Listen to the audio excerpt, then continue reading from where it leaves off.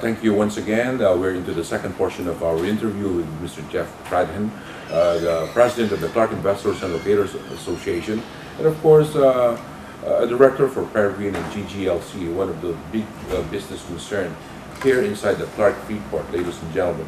Anyway, I have a hanging question for Mr. Jeff, and the question is whether you are do you think the local communities are coping up with the developments inside the Freeport, Mr. Jeff? Well, I would say the short answer is no. Mhm. They're not coping, and it's Meaning because we're moving faster. exactly because the growth, the pace of change and growth that's happening within Clark is really, I'd say, exponential, Mhm. and now the local communities are having to play catch up. Yeah. It's always been one of those things where everybody said, yes, Clark will happen, yes, the airport will happen, yes, there'll be growth there, but chicken and the egg, when is it going to happen? Nobody doubted it, but they never knew when it was going to happen, and nobody kind of really prepared in advance. Now that it is happening, I think you're starting to see some strain on the local infrastructure. They are definitely addressing it. They're definitely working at it, but it's still, I'd say it's lagging. Right. And it's one of those things they're going to have to play catch up, because as we mentioned before, the growth of the airport itself, just alone. I mean, last year they said that they had 787,000 passengers go through the airport. This year it's going to more than double to 1.6, if not more. Yes. That alone, and even the airport can't handle that. Even the airport's lagging in terms of their infrastructure. So the local communities definitely are doing their part to upgrade and keep up with it.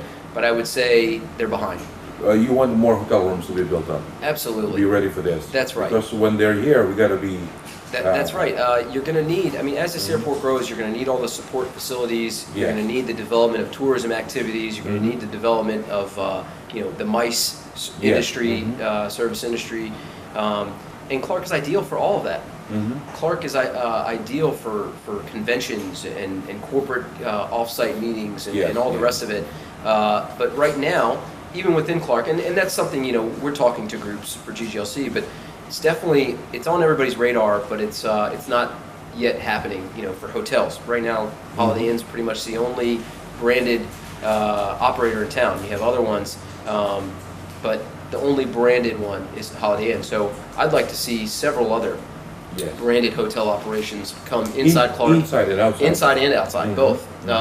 You do have a lot of hotels outside of the Freeport zone, but I would say even there the standard should be a little bit higher, or the market that they should target is a little different. Some of those are more tourist entertainment related, and it certainly needs to be more branded, corporate related. Because we're going to see lots of more families, more businessmen coming into the area. That's right. Just to look into the place, right? Yeah, absolutely. And so you need all those support industries, as well as schools, right. as well. I mean, all the support functions. I mean, the academy, has it adjusted already to the needs of Clark? Because some schools have made. No, it has been. It has been. Yeah. There's a lot of international schools. That's right.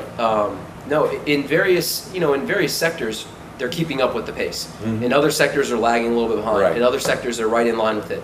So it's not an across the board. I'm not trying to wave any warning flags or anything. I'm saying it's definitely something that is, I think, on everybody's radar screen. Both mayors, CDC, SEOC, SILA. It's on everybody's radar screen. It's just something that is going to take continued coordination, collaboration, and effort. And that's why you also work closely with the business sector, right? The business agrupations, like Maxi, right? And that's right. Everybody else. That's right. Because we were talking about this a little bit before. It's a blend. It's. I don't think there's a clear demarcation line between Clark and non-Clark, or out in town versus inside the Freeport. I think it's a blend, and I think as more and more locators come here, more and more managers, more and more employment is here, most of these people live outside of Clark. You're seeing a huge development boom of residential inside of Clark now, but the majority of people who work in Clark are living outside. Right. And so there's clearly a need for coordination, and so SILA does coordinate with hotel Yes. Association, Hotel Restaurant Association, Philippines, Harp. with HARP, with Maxi, Right. Metro Kansas Chamber of Commerce, with Metro Clark ICT Council, because all of this goes towards the growth of Clark, the growth of Angeles, because you're seeing now, to me, I've been here for 3 years, and in that time, I've seen some pretty dramatic changes, especially when you go out into town. You didn't used to see cranes in town doing any major construction. You didn't used to see really a whole lot of new construction starts. Right. But now you can't drive around MacArthur, Nepo area, downtown Angeles area, Mablicot area without seeing something new. From week to week, you drive around and you're going to see something you didn't see before happening in terms of construction or an opening. You have PEZA zones now. You have 8, 10-story office buildings that have gone up and are now operational, which you didn't have, not even a year ago. So really the growth is not just isolated to Clark, it's happening everywhere in the area. And so with that, I think things like the Metro Clark Advisory Council are very, very important. Do you think that with the limited lands that we have now in Clark, we have to expand outside in some areas, like what the BCDA is also looking forward to, and like what some of the other local communities like Mabalacat is looking forward to? Absolutely. I think those plans are right in line with what you're seeing in terms of demand. Because the demand is there, and as I've said, I think we're just at the start of the exponential growth. And while Clark, it is rapid, as you have said, well, right, it's still the tip of the... It's still just the tip of the iceberg, I honestly believe. And you're seeing that with the growth in the airport, with the growth of Subic, with the utilization of the seaport there. But with that, absolutely. You see the corridor between Clark and Subic, expanding? I do. I think in terms of the infrastructure, it's hard to find infrastructure on par with what you have between the 2 Freeport zones at Clark and Subic, with the SE-Tex connector, with the SE-Tex expansion going up to La Union currently, with the NLEX connector to Manila. I think this is one of the most ideal areas for development. And for plus the fact that we have an airport in Clark and that's a seaport. right, for a variety of industries, not just to manufacturing, not just to BPO, not just to electronics or some of these garment industries, for a variety of industries. Because of what you said, because of the airport, because of the seaport, they add a lot of value to the various industries. But in terms of what Angeles and Mablicot are doing, I think it's great to see them developing their own central business districts, their own options. Or adding up to their present central business district. That's right, that's right. Those are all very important because you're going to need a variety of options. I mean, just like Manila. Manila, not all locators are going to go and locate in Makati. Just like they're not going to all go to Ortigas or Bonifacio or McKinley Hill. There's a variety of locations and a variety of needs in the marketplace. So some are going to say, I have to be in Makati. That's where I have to be for my business. But others are going to say, well, I can be in Quezon City. No problem. That actually fits my needs better. Some are going to say, well, I can be in Alabang. It really, that's the same thing I envision for Clark. Really, when you look at it, Metro Manila has a wide array of market options for locators, and the same thing is happening here at Clark. Clark is not going to be the end-all solution for every locator. It's going to be for some, but certainly there's going to be others that prefer to be in town because there's a workforce that's directly right there supporting their operations. But when a locator thinks of putting up a business in Clark, what are the things he looks up? What are the reasons why he will be investing here? I think one of the biggest things... Other than the things that you have already mentioned. Well, right? yeah, beyond what we've already talked about, I would also say the efficiency of doing business here. There's a huge benefit, as you see with PEZA, as you see with the other incentive granting programs that the Philippine government has. Clark and Subic Freeport Zone both are known and identified as great places to do business, efficient places to do business, non-corruption places to do business. So they have this very good reputation, and I think that's what really attracts international companies, as you've seen already happening at Clark.